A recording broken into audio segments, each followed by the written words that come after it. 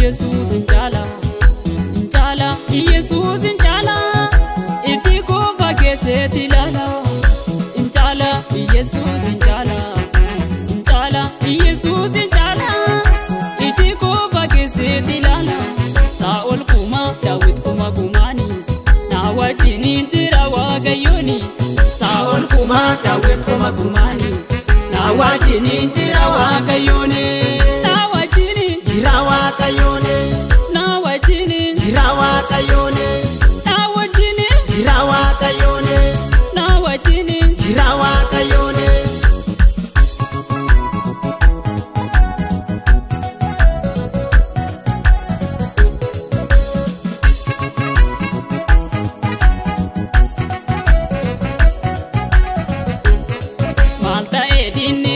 Dadata wangni Israeli nabdabata malta edinni manatti dadata wangni Israeli nabdabata ani lolu wakayo nablola galgala momo ichanangala ani lolu wakayo nablola galgala momo ichanangala galgala momo ichanangala galgala momo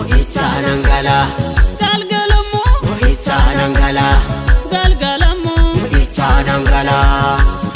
Wakayoda inni narra jiru dinonni kodumaniru Wakayoda inni narra jiru dinonni kodumaniru Wakayoda inni narra jiru dinonni kodumaniru Wakayoda inni narra jiru dinonni kodumaniru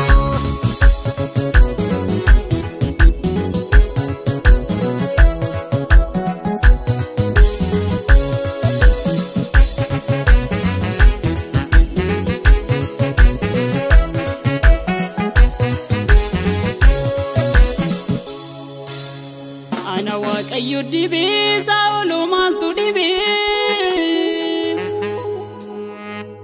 kaendina gumbisa enyurana debisa inni manana base waqayyo da makansa dina kuyillasisa waqayyo ina fada halu sabasa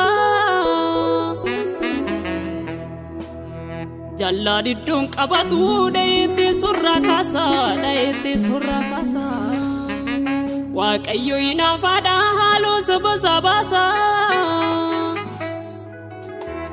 Jalladi dun qabatu dayti surra kasa